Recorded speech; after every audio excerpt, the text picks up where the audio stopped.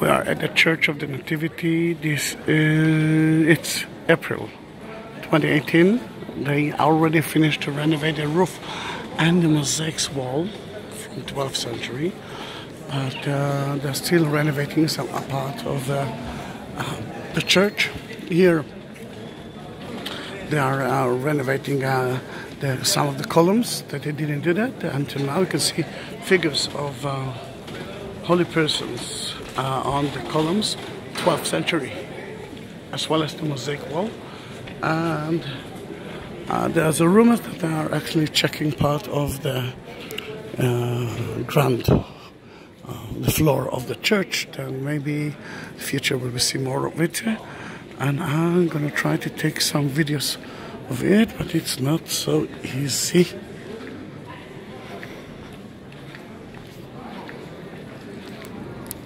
See, they're still renovating.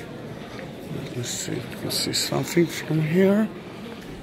Actually, it's kind of a secret thing.